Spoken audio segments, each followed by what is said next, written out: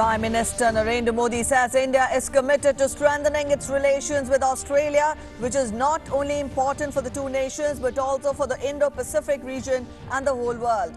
Says this is a perfect time and opportunity to strengthen India-Australia relations. Holds first ever virtual bilateral summit with Australian Prime Minister Scott Morrison.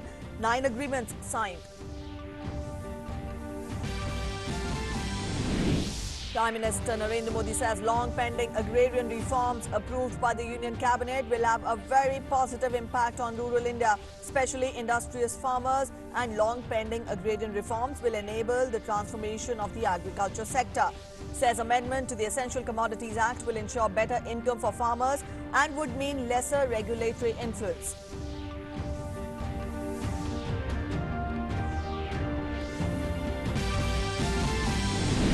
Union Environment Minister Prakash Javadekar says central government has taken a very serious note of the killing of an elephant in Malappuram in Kerala. Says the government will not leave any stone unturned to investigate and nab the culprits. Says this is not an Indian culture to feed firecrackers and kill.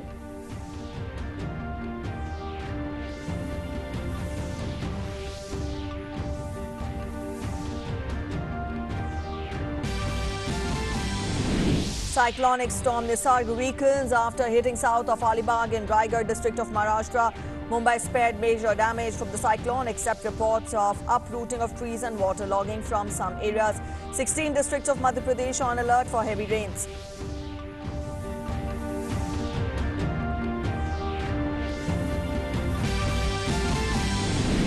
Number of cured and discharged COVID-19 patients in India stands at 1,04,106, while total active cases stand at 1,06,737. Recovery rate improves further. Global COVID-19 cases continue to spiral up with over 64 lakh people infected and over 3,85,000 deaths reported.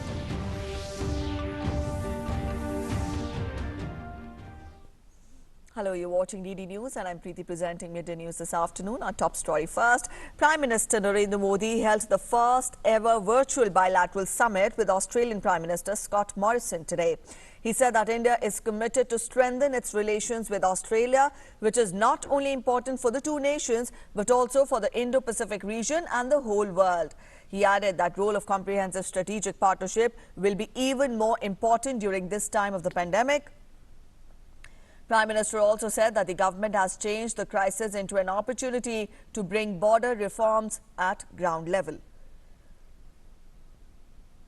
मुझे बहुत प्रसन्नता है कि आज हम अपने द्विपक्षीय संबंधों को कॉम्प्रिहेंसिव स्ट्रेटेजिक पार्टनरशिप के रूप में अपग्रेड कर रहे हैं। वैश्विक महामारी के इस काल में हमारी कॉम्प्रिहेंसिव स्ट्रेटेजिक पार्टनरशिप की भूमिका और महत्वपूर्ण रहेगी। विश्व को इस महामारी के आर्थिक और सामाजिक दुष्प्रभावों से जल्दी निकालने के लिए एक कोऑर्डिनेटेड और कोलैबोरेटिव अप्रोच की आवश्यकता है। हमारी सरकार ने इस क्राइसिस को एक अपॉर्चुनिटी की तरह देखने का निर्णय लिया है। भारत में लगभग सभी क्षेत्रों में व्यापक रिफॉर्म्स की प्रक्रिया शुरू की जा चुकी है। बहुत जल्द ही ग्राउंड लेवल पर इसके परिणाम देखने को मिलेंगे। Prime Minister also said that it is perfect time to further strengthen the relationship between India and Australia. He added that there are endless opportunities to strengthen our friendship. It also brings with it the challenges to turn this political aspiration into reality, how our relation becomes a factor of stability for the region. Democratic values को share करने के नाते हम दोनों देशों का कर्तव्य है कि इन अपेक्षाओं पर हम खरे उतरे और इसलिए वैश्विक कल्याण के मूल्य जैसे लोकतंत्र, rule of law, freedom, mutual respect, international institutions का सम्मान और पारदर्शिता आदि को अपहोल्ड करना और प्रोटेक्ट करना हमारी सैक्रेड रिस्पॉन्सिबिलिटी है। यह एक प्रकार से भविष्य के लिए हमारी धरोहर है। आज जब अलग अलग प्रकार से इन वैल्यूज को चैलेंज किया जा रहा है, तो हम आपसी संबंधों को मजबूत करके इन्हें सशक्त कर सकते हैं। एक्सेलेंसी, भारत ऑस्ट्रेलिया के साथ अपने संबंधों को व्यापक तौर पर और तेज गति से बढ़ाने के लिए प्रतिबद्ध है। यह न सिर्फ हमारे दोनों देशों के लिए महत्वपूर्ण है, बल्कि इंडो पैसिफिक क्षेत्र और विश्व के लिए भी आवश्यक है। And underscoring the shared democratic values of India and Australia, Prime Minister said that it is the responsibility of both the nations to fulfill the aspirations of the people. He said that upholding the values of global welfare like democracy, rule of law, freedom and respecting international institutions is the sacred responsibility of India and Australia.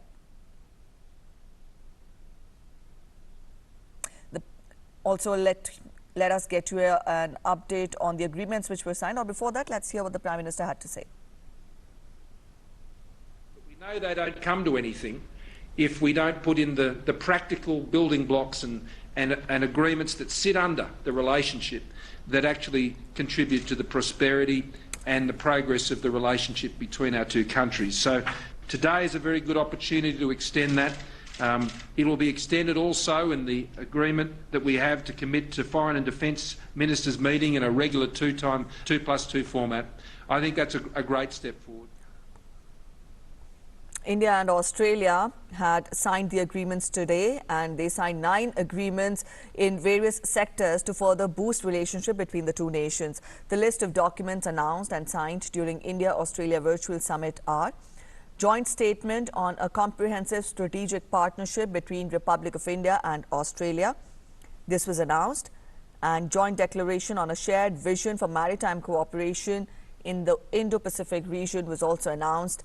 Framework Arrangement on Cyber and Cyber-Enabled Critical Technology Cooperation. This agreement was signed.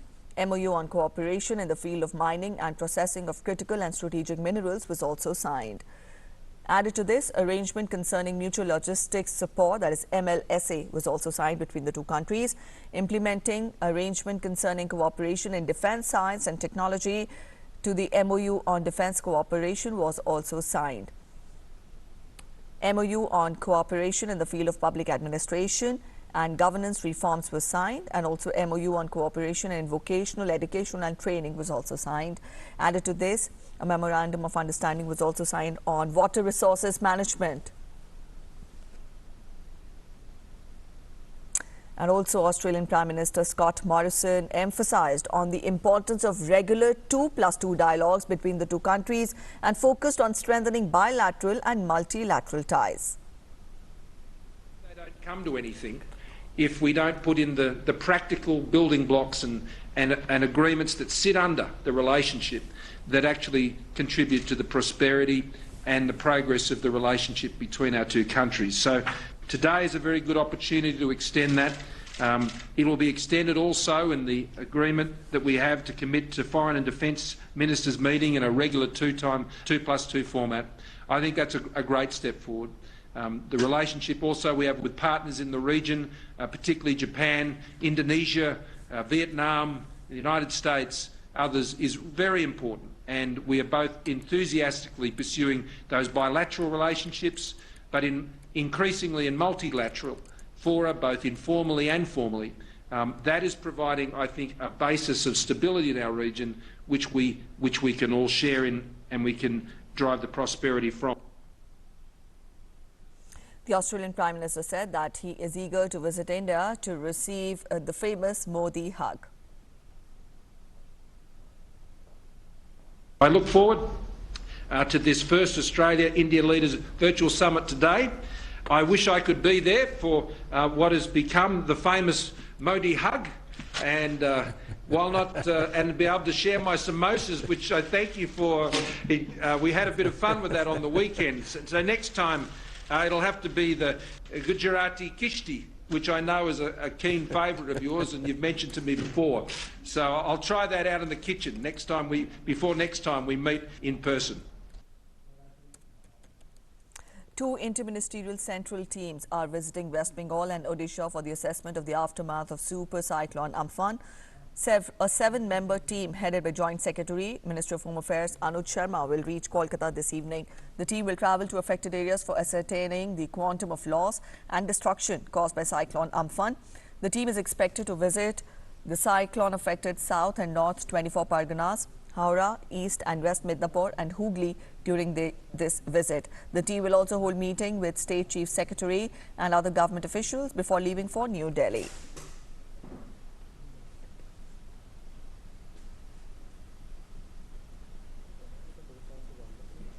Another interministerial central team is visiting Odisha for on-the-spot assessment. Both the central teams have officials from Jal Shakti Ministry, Power Ministry, Road and Highways and of Fisheries Department. Soon after the cyclone, Prime Minister Narendra Modi visited both the affected states and had announced an advance aid relief of Rs 1,000 crore and Rs 500 crore to West Bengal and Odisha respectively. He also assured full support from the centre in restoring normalcy in the two states.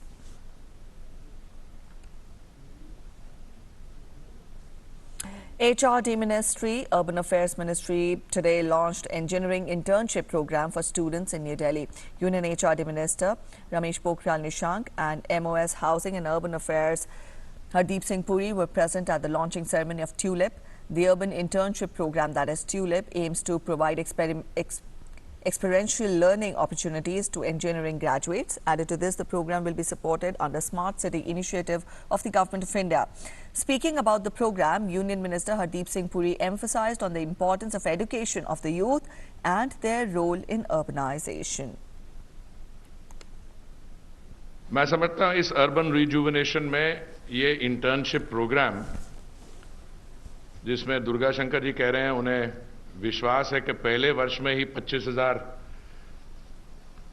Fresh graduate engineers को ये हम internship दे पाएंगे। मैं समझता हूं इस urbanisation में एक बहुत ये महत्वपूर्ण और बहुत लाभदायक कदम होगा।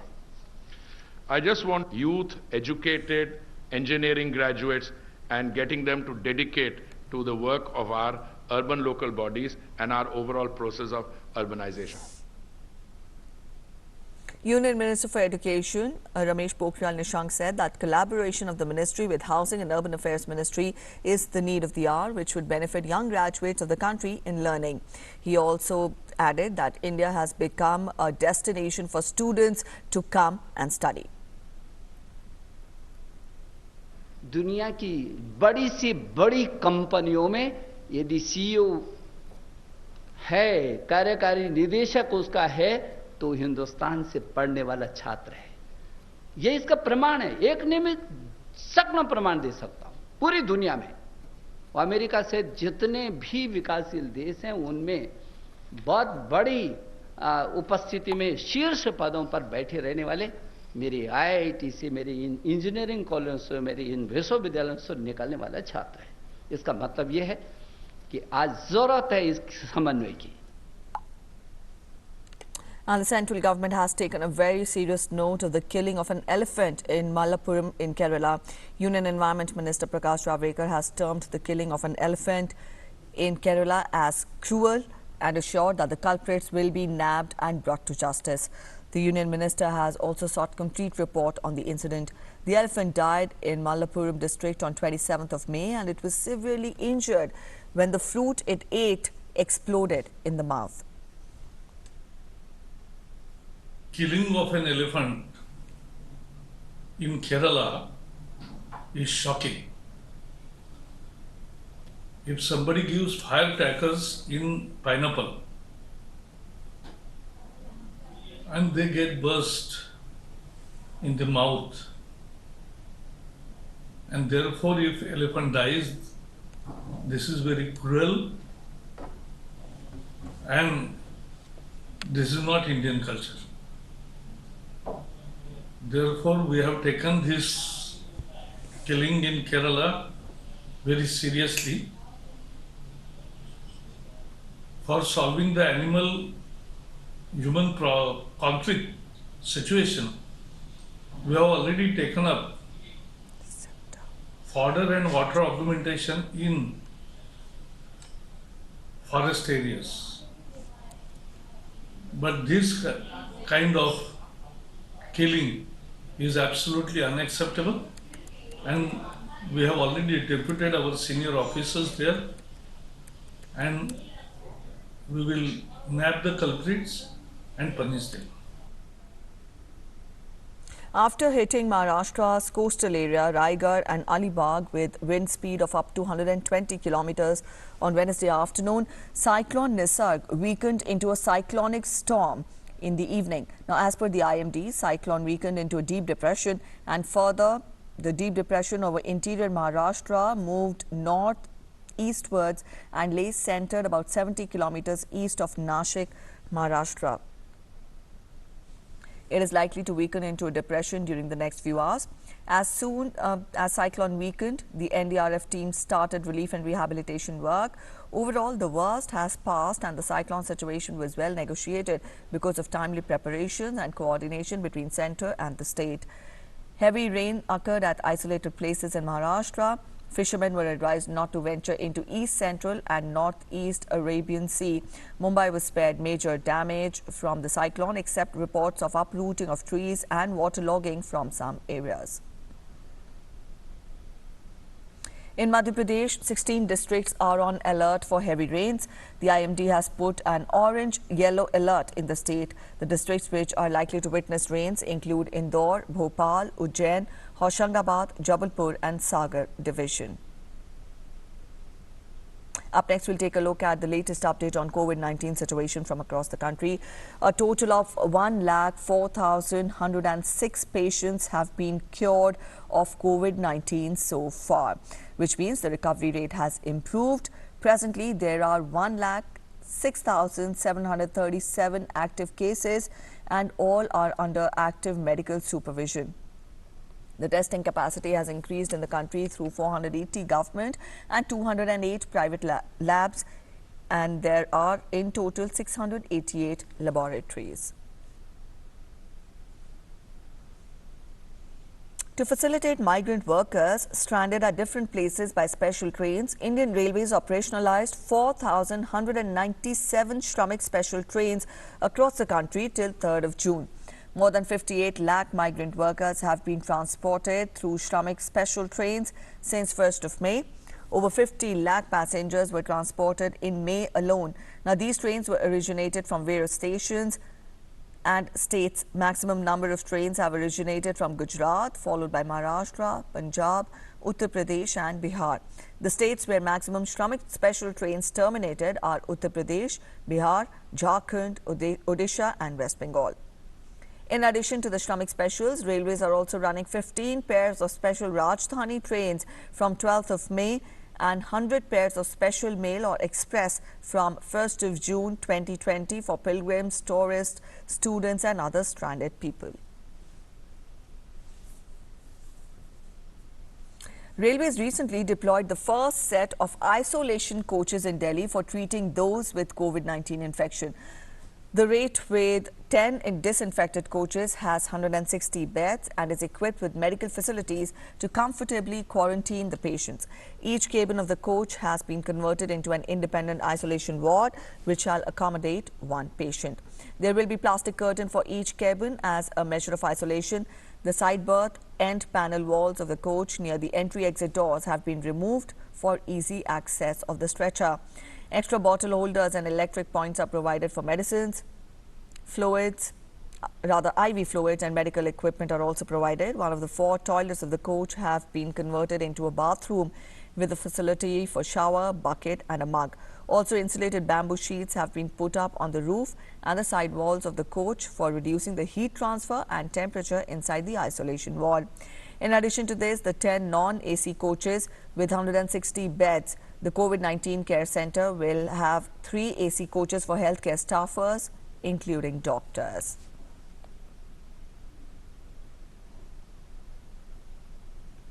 Under the Vande Bharat mission, more than 2,450 distressed Indians, including infants, were repatriated on special flights from the Gulf yesterday. 15 flights will be operated from the Gulf today. More than 2,400 Indians are likely to board these special flights. There are 6 flights from the UAE. 5 flights are being operated from Dubai to Jaipur, Hyderabad, Madurai, Kochi and Thiruvananthapuram. From Abu Dhabi, there is 1 flight to Kozhikode. From Saudi Arabia, 3 flights are being operated. Kuwait has 2 flights to Delhi and Kozhikode. Qatar has 2 flights to Lucknow and Kannur. Oman has 2 flights to Kochi and Thiruvananthapuram. Priority is being given to distressed workers, stranded tourists, pregnant women, medical emergency cases and senior citizens.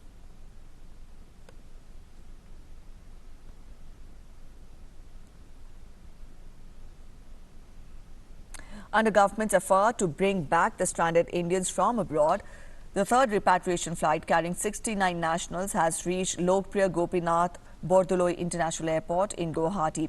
Now, according to the Ministry of Civil Aviation, its data, 314 flights of Air India have brought back 13,717 nationals from abroad till June 2nd under the Vande Bharat mission. And after completing disembarkation of Indian citizens evacuated from Sri Lanka in Tuticorin, INS Jalashwa is now back in Malé. The ship arrived in Malé today morning to continue with the mission of bringing back Indian citizens stranded overseas. The ship will embark nearly 700 citizens tomorrow and will bring them back to Tuticorin. Let's get you an update on the global COVID-19 situation. Global COVID-19 numbers continue to rise as more than 64.29 lakh people have been infected globally. Deaths surpassed 3.85 lakh. Meanwhile, Brazil has reported over 5.5 lakh confirmed cases of COVID-19. The United States has the highest number of cases worldwide with more than 18.5 lakh people infected, followed by Brazil. And Brazil registered record number of novel coronavirus deaths over the last 24 hours, according to the country's health ministry. The pandemic in Latin America's largest country shows no signs of slowing down.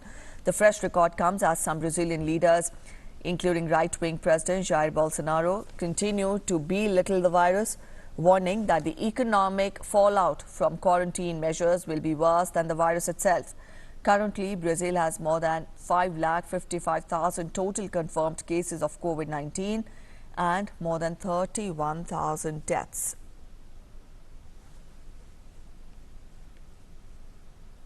Meanwhile, in Italy, people have been allowed to move freely within the country as COVID-19 pandemic has eased there. Passengers don't have to provide the self-declaration form anymore, in which they are required to explain their trans-regional travel purposes in the country. The travel restrictions are also eased for travellers from other European Union countries and Britain to enter the country without the 14-day quarantine. In order to cope with the increase of passenger flows, the Italian State Railways has launched 80 long-distance high-speed trains and 38 intercity regular trains nationwide and requires travellers to take temperature tests before boarding. And gyms, swimming pools and fitness parks have reopened in France after 2-month-long COVID-19 lockdown, due to which indoor sporting activities were banned in gyms and sporting halls. The death tally from COVID-19 in France is more than 29,000, while the number of cases are 1,14,400. A day after registering the biggest single-day spike in death toll from COVID-19, Chile has recorded more than 1,270 deaths from the virus, with the number of cases exceeding 1,13,620. The avalanche of COVID-19 cases in Chile has led to the collapse of hospitals. Emergency and intensive care services of public hospitals are working at full capacity due to the high number of patients they receive day and night.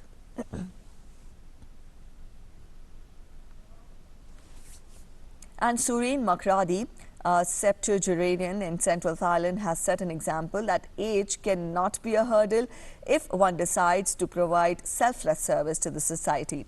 Now, this granny goes door to door in her village and measures people's temperature amid the coronavirus outbreak.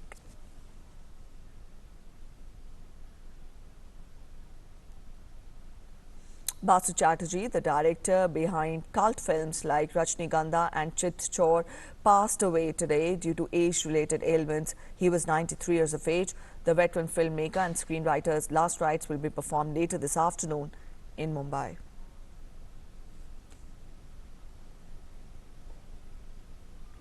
That's it in this edition of Midday News this hour. Thanks for watching. Namaskar.